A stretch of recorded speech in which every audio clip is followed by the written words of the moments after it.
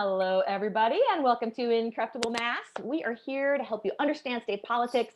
So we talk a lot about why it's so broken, what we can have here in Massachusetts if we fixed it, and how you can get involved.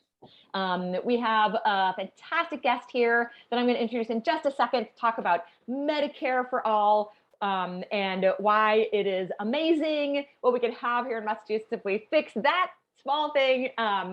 And what exactly they're working on right now. That's Stephanie Nakajima. But before we bring her in, let's bring on our regular, may I call you all the three of us goofballs? Yes, I may. Our regular goofballs. So I will start off with Jordan Berg Powers.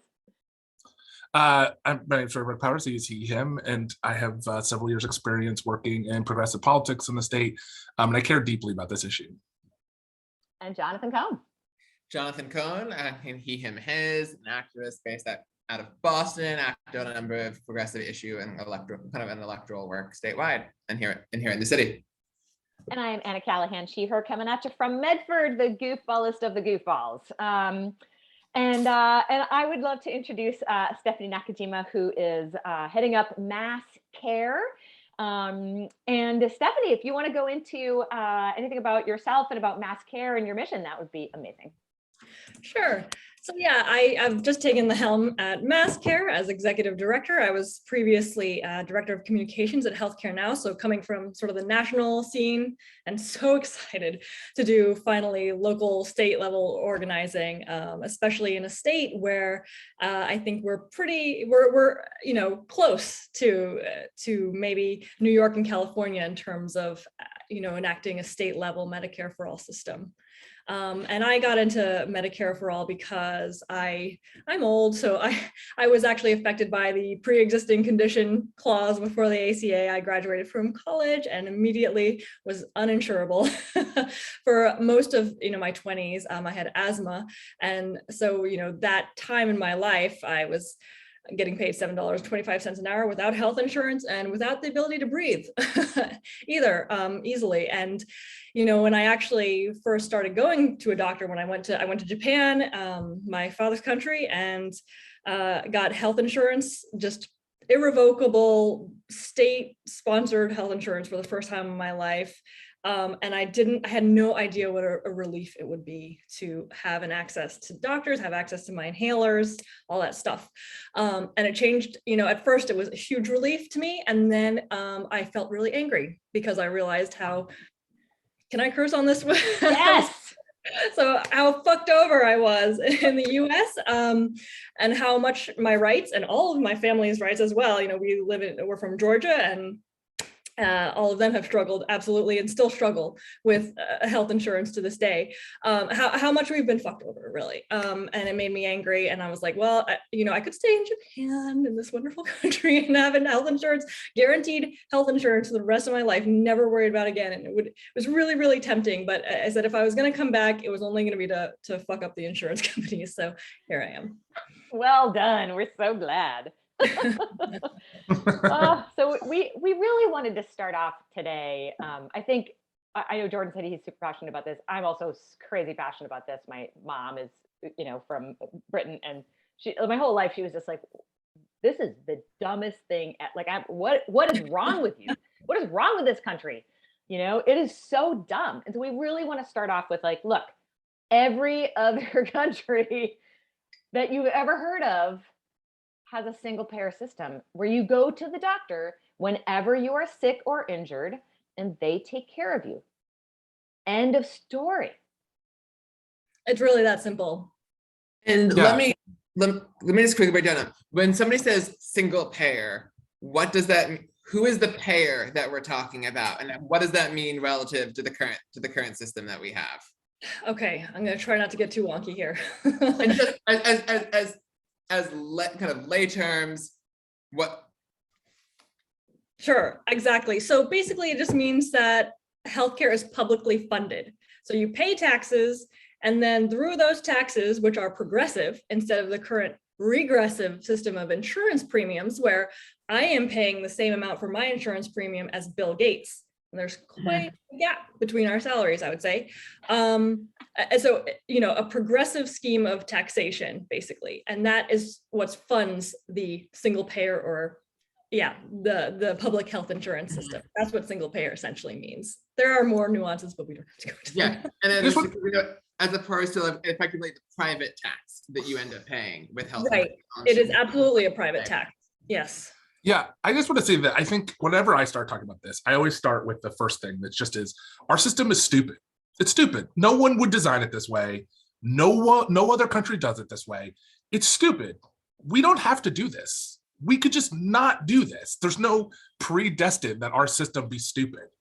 Right? It doesn't make any sense. It's absolutely, we're social, people are like, oh, I don't want socialism. We socialize it. It's socialism in the private sector. Insurance is socialism. Everybody's pooling money, but everybody pays the same. It's regressive. Doesn't matter how much you make. And it doesn't make any sense. It's not an efficient way to do it because they're also trying to make profit off of you. Mm-hmm. So you're paying other people. We're all pooling our money for this system for health insurance, but they're taking money out to do nothing. They serve no purpose, right? Insurance companies serve no purpose. They just take money out and put it into the pockets of Wall Street. It makes no sense. It's stupid. And we get this system where like this is a letter for one pill that gets regularly taken in our household. And like it just doesn't make any sense. It's just a stupid system. And so tons of bureaucracy, tons of like loopholes, like places where people think it's going to be paid for, and then of course it's not. Because really, what their job is the job of the insurance company is to ensure that they take more money from you than whatever healthcare they give you. That's their job. And that's how they make money. And that's literally the job of everyone who works for that insurance company, is to make sure that they're taking more of your money than they're giving you in healthcare. That's their job. And just to like back up, like our system's stupid. No one else does it. No one else has chosen it. No one else has had another system and gone to our system because it's dumb, and everyone knows it's dumb. No one really thinks it works. And so like we could just have a system, as Stephanie said, like when you get sick, you go to the doctor. That's the goal. Yeah, that's it.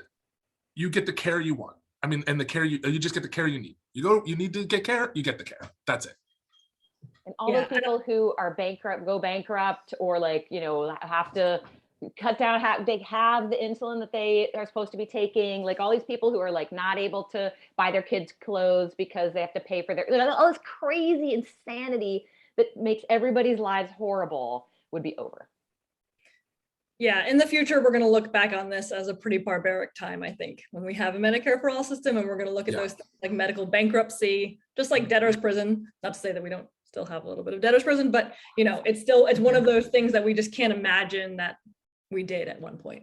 I think that's going to be how we look at it. Yeah, exactly. I'll quickly use this as an interject the joke that I was making before, that I would like to live in a future where I could make the joke of saying that a unicorn, a moderate Republican in the concept of medical bankruptcy, walk into a bar. The bartender says nothing because nobody walked into the door. None of those people exist. None of them exist. Because it is something that's like fundamentally abhorrent, the fact that anybody would go into debt to afford the basic cost of being alive. Right. Yeah. Totally crazy.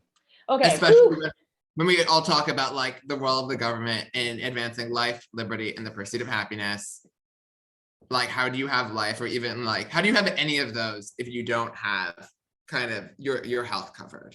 So my husband is Danish, and we used to live there. We lived there for 3 years, and it's funny because he's like a bit of the black sheep in his family. His brother is libertarian, but like a Danish libertarian, right? So they believe in like a flat tax of 40%. That I like nearly fell off my chair. I was like, you think you're a libertarian? That's adorable. But of course, even the Libertarian Party in Denmark, they want more money for the health system, right? I mean, it's just, it's just part of the health system is sacred. It's sacred for every country that has a universal healthcare system. It's part of the national identity. It's national treasure, we will be like that one day. And I think one thing that's also important, like when Jordan, when you were talking about But Stephanie, your comment about how people cherish those systems, and Jordan, your comment about how our current system is stupid. One of the problems with our healthcare system, if it has so many fundamental flaws in design, there will always be the limits if you're grafting on different changes to try to make it better. In some ways, it's like if you destroy a recipe, anything that you do, like you botch this recipe. You can try adding extra seasoning to it. You can try all the things that somebody does after they totally destroy the dish that they cook to make the dish not as bad.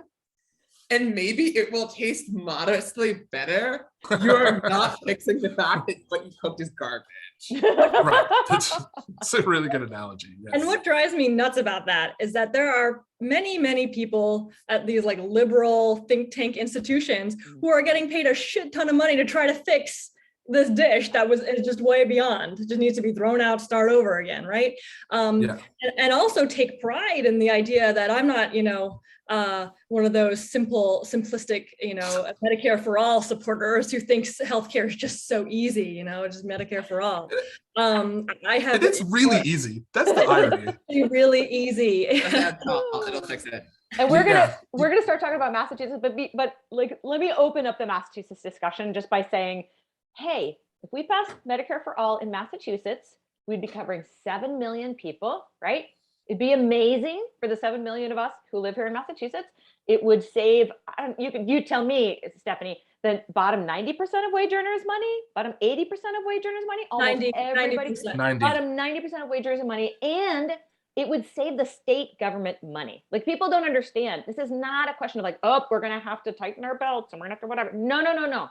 This is a no-brainer. And Stephanie, I want you to walk us through sort of what is happening in Massachusetts with this bill, which has been around for how many, 35 years with a bill sitting there waiting. I just want to say really quickly, just for people to think about like why it saves money, anywhere from 20 to 40 cents of every dollar we spend on education goes to private health insurance companies. Mm-hmm. So just like an easy way to think about it, all those teachers, those janitors, those nurses, they have private insurance. We're paying a corporation money, and by default they're taking that money and putting it in Wall Street, so they're not using it for health insurance. They're also trying to make a profit, so we are wasting money that could be going into classrooms, right? So that's just like an easy example. Every part of our government pays for private insurance because we have this dumb system, but just to like put a point in on it, like we could be putting literally more money into schools as an example of saving money. Oh yeah, I mean Medicare for all is a reform of transformative wealth redistribution. Mm-hmm. It affects, of course, the people, lowest income people the most, because they pay the most out of their salary and their wages for healthcare and sometimes don't even get it. They pay with their body. And exactly to, both Jordan and Anna's point, one of the most crazy making things about all the sort of like a challenge to Medicare for all is how actually upside down a lot of the arguments against Medicare for all are. So for example, rationing. They say if you have a Medicare for all system, you are going to be subject to rationing, but it is actually the current system that rations, because it takes this pot of money, just like Jordan was saying, we have this pot of money for our healthcare, and then we're taking out of it, not for healthcare, but for profits and whatever else. And that leaves us a smaller amount of leftover money that has to be redistributed. And that is exactly how it works. Like you were saying, we're all giving to an insurance company, right? So, if you want rationing, you stick with the current system. If you want 98% of the healthcare dollars that you pay to come back to you in the form of healthcare, then you go to a Medicare for all system that's publicly financed and without those middlemen sucking it off. So I guess that's just my first thing that I really want to underscore about what Medicare for all would do for residents of the Commonwealth. I mean, it would absolutely be a game changer for a lot of people in terms of their personal finances and also their job prospects as well, because when you untie your job from health insurance, then a lot of things open up to you and you don't end up having the employer have that bargaining chip over your head. I mean, it would be transformative well for unions who, every year have to face rising healthcare costs that are just being put more and more farther down onto workers. And then they have to, unions want to take that off the negotiating table. They want to take healthcare off so that they can start bargaining for things that, really matter for their members. Not to say that healthcare doesn't matter for their members, but other things like more time off or better working conditions, right? So in terms of where we are in Massachusetts, the good news is that 40% of the state legislature is co-sponsoring the Medicare for All bill. And I think that kind of surprises people when they hear that, because they don't really hear maybe a lot about Medicare for All, and they don't know that there's like this movement that's, really working on the state house and as well as grassroots organizing. And it's actually better than where we stand nationally. 25% of Congress is co-sponsoring the national bill. And I think we hear a lot more about it on the national level, right? That there's this like huge jump in co-sponsors. And if I can just throw in one little thing, just because 25% of Congress is co-sponsoring doesn't mean that like 75% of Americans don't want Medicare for All, right? So we're not talking about popularity among the people. We're just talking about co-sponsors who are sitting in the legislature itself. Oh, absolutely. And when you look at the popularity of Medicare for All in Massachusetts, it's not that much higher than national popularity for Medicare for All. This is an issue that cuts across, the whole political spectrum. People want universal guaranteed healthcare that they never have to worry about. So yeah, that's a really good point. So that's the good news, right? We've got a pretty good chunk of the legislature that's on. The bad news and just to be super specific for people, there is a bill, because sometimes people ask me, they're like, well, is there a bill? And like, there is a well thought out, very well researched bill that's been there. It has gone through some iterations, but it's been there for decades. So this is not new. This is not, some wild, like crazy. It's not just a thought in someone's mind. Like, this is a very well written, well thought out bill that has been at the legislature for many years. Yeah, that's a really important detail I left out. So it's the Massachusetts Medicare for All Act is the name of the bill. And you can go on the, whatever is it, .gov, I don't even know what the name of the website is. You can go into the Massachusetts State House and you can see a list of co-sponsors. And actually, if you go to masscare.org, we actually have a really easy to use like interactive map where you can click on your district and you can see who your legislator is and if they co-sponsor the bill or not. And that's both for the House, the Senate, the State House, the State Senate, and then also congressionally. So yeah, so what is the status with our congressional delegation here? So we had 5 out of our 9 reps on, but then Joe Kennedy absconded from his seat after we ran like a huge ass, like 8-month campaign to get him on the bill, got him on the bill, despite being told we would never get him on the bill, right? Got him on the bill. And then, I mean, I shouldn't say that, but I mean, Joe Kennedy, he's fine. I'm glad that Ed Markey still retained his Senate seat, but to his credit, Joe Kennedy, after that, after we ran this campaign and he signed onto the bill, he actually became a huge behind the scenes supporter of Medicare for All and would go around to other reps in Congress and talk to them about supporting the bill. He I think he saw a bit of the writing on the wall and he was like, this is the future, like get on it, So now, and then he decided to run for that Senate seat, and then we got Jake Auchincloss. So now we have this other guy who's not a supporter of Medicare for All bill, has straight up told me to my face he will never support it, basically. And we're working on him now. But yeah, so the congressional delegation, of course, we have both of our senators, Markey and Warren on, and then, in the reps, we're 4 out of 9, So if I can go back to the State House and ask you a little bit about co-sponsorship. So 40% of them co-sponsor the bill. What does that mean? That's really the question, isn't it? Right? Because, some of that support, and now there are some legislators, I don't want to shortchange everybody, but there are some legislators who are really truly behind this bill. When it comes down to it, they will vote for it, no matter the consequence. But I think that for a lot of our co-sponsors, that support is not exactly, solid. I mean, some of our co-sponsors signed on just to fend off a primary challenge and would drop us like a rock if, the slightest political consequence were threatened. I think, yes, the depth of commitment differs. And we have, by the way, we've talked about this before the whole co-sponsorship thing on this podcast that, like, by the way, we know that sometimes people co-sponsor a bill and then literally vote against that very bill. We know that the education funding bill died in a committee where 2/3 of the people had co-sponsored the bill.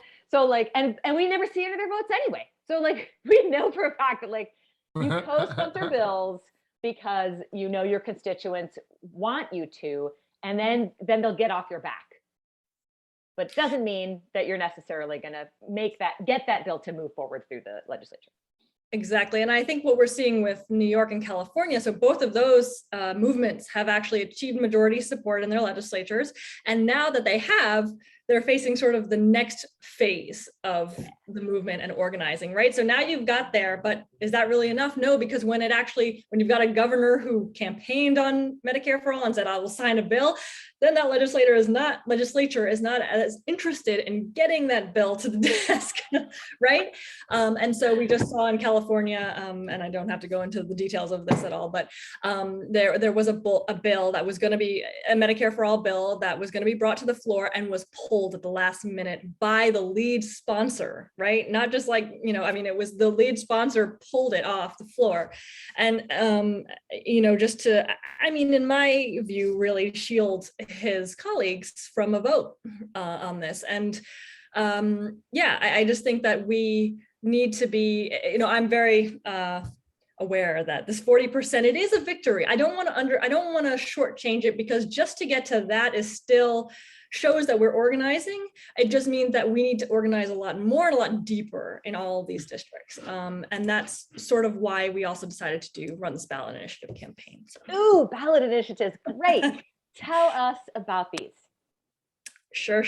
So, I think we're about 22 legislators away from majority support. And so toward the goal of engaging patients, voters on Medicare for All. So we're running these non-binding questions in as many districts as we can get on the ballot this November. And so far we're at about 18 teams. And many of them are in non-co-sponsoring districts, right? That's where we're sort of targeting, and a couple of open districts. So Nika Aligardo's seat and Joseph Wagner's seat. I hope we'll be able to pull one together in the newly created 19th Worcester seat. That's sort of our strategy, is to start building. I think that we're going to have to deepen our commitment in our co-sponsoring districts, but just to get more on the map right now, we're focusing on sort of like some open seats and then the non-co-sponsoring districts. And not only, just to give a history lesson, not only is that how, the last time we had healthcare reform, that's the process, right? That they use the ballot initiative process to try to kickstart the legislature's action on this issue. But I think also it's important to note that it's super popular. So like, it's also just a good way to remind legislators that people get that this system is broken and they want a different system, and they don't, and like, people with money will scare you. They will be like, boo, right? But you don't need, just do the right thing. Right, like this is a way to really give them that clear message. Yeah, and Jonathan, do you want to tell us a little bit about not binding versus non-binding? Yeah, tell us a little bit, like, with the ballot initiative. So I would say, like, tell us a little bit more. What are people voting on in those districts on there, and what is the impact of both the organizing leading up to that ballot initiative, and then any of the possible work that comes after the ballot initiative? And before we do that, Jonathan, do you mind telling our listeners just about the difference between a binding versus a non-binding ballot initiative? Yeah, so basically you have in Massachusetts, you have kind of the binding ballot initiatives that are like, you are passing a law through what you are voting on. That is, like, for those who are familiar, when we talked about the Fair Share Amendment, that is a constitutional change, it becomes law. And that has to be in every district. Exactly, and it's cost. However, we do have the ability to do non-binding advisory questions in different districts, where you're sending a message to the person, the office holder in the district, about what their constituency thinks on that issue. And it doesn't, we talk about polling people on it. It is effectively in many ways, a large scale poll. So they think my constituents don't agree, and you could be like, well, we bet they do, and we will show you. Exactly. That's exactly what it is. So, I mean, the question will instruct, even though it's non-binding, if the ballot passes, then the legislator will be instructed to support the Medicare for All bill. And, there has been questions, and I think, earnestly asked about why would we do a non-binding ballot initiative if it doesn't actually force the legislator to do anything? And I think that's a really good point. And there have been times where we've run, MassCare has run a series of these in the past. We did this 2018, we did it in 2010, and I think they've been going since 1994, actually. And there have been times where we've passed in a non-co-sponsoring district and that person sort of gave us the finger and that was that. But what I think really needs to accompany it, and that's why I really like your question, Jonathan, about what happens before, what happens after the ballot. This isn't just to get it on the ballot, just to have it pass. We know that that's going to happen. And we know that maybe the legislator also knows that.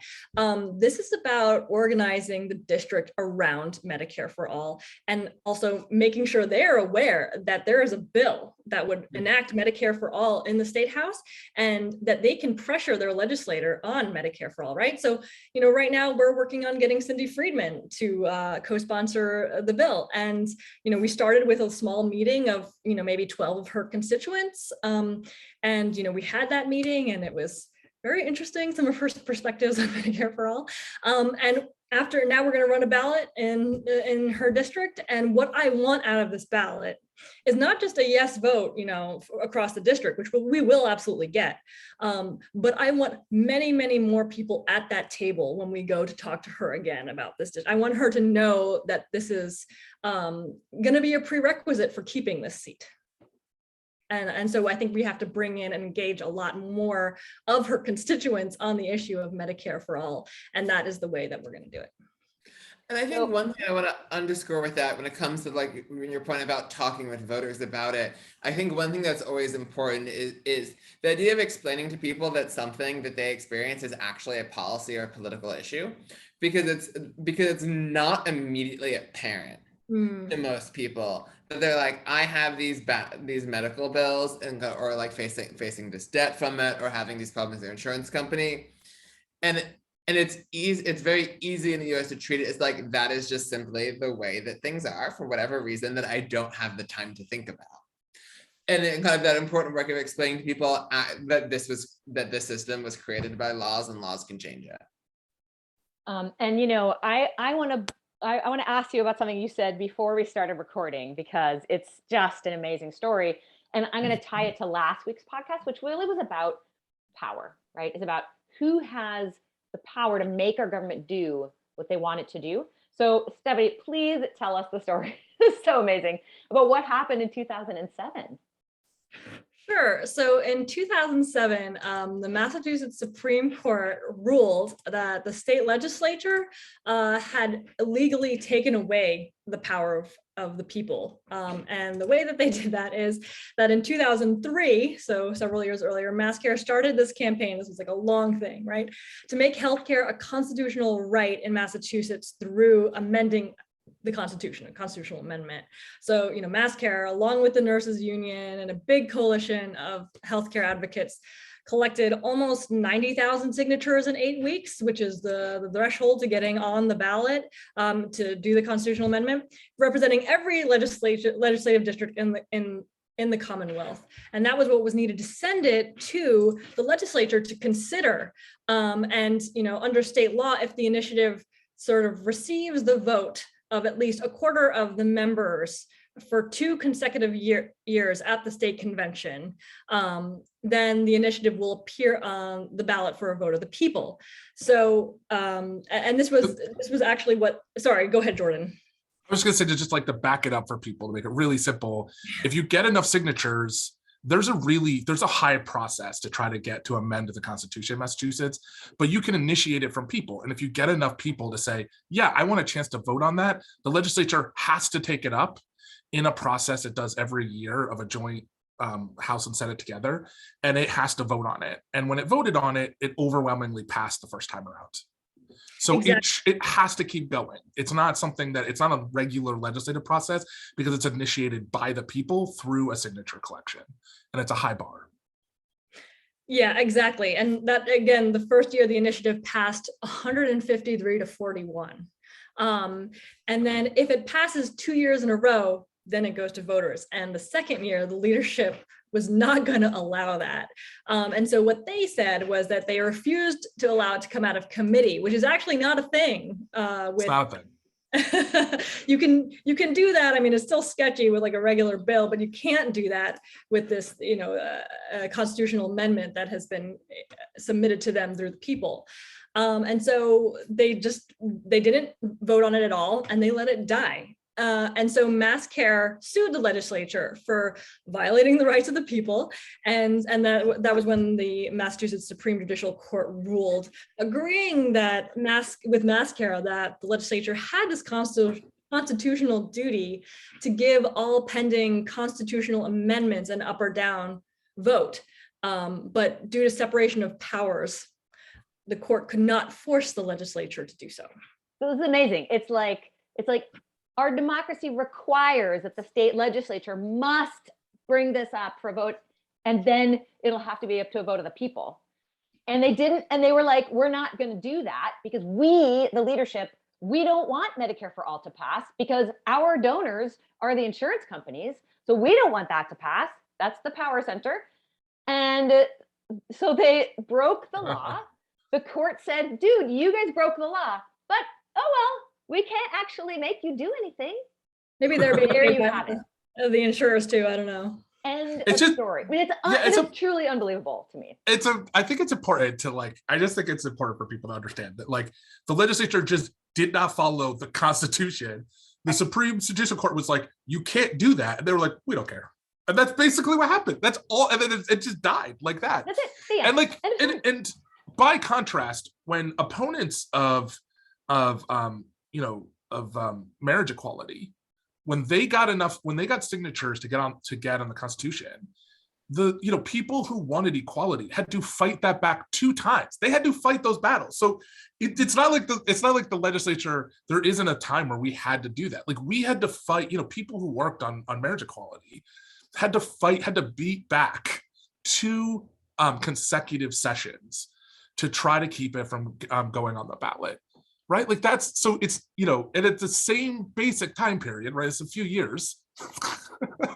The legislature is just like, you know what? No, we're not gonna follow the rules. We don't care. It's just, And It is wild, I'm going to tie this into what we talked about the last 2 sessions. Like, we do not have a democracy. The reason people do not have faith in our democracy anymore is because guess what? We haven't had one for decades. And those, I hate to say it, but the people who don't have faith in our democracy, they actually are the ones who are kind of getting the reality.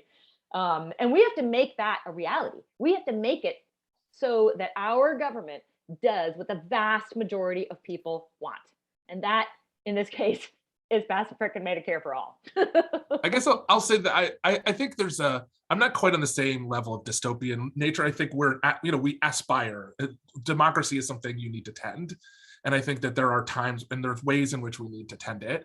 But I do think that this story really highlights the disconnect between our legislature. Like, this is a super popular bill. This is something that people want. People get that their system is broken. They might not understand the intricacies, but they want something that makes it so that when they get sick, they go to the doctor. They want that. They want something that makes it simple for their lives.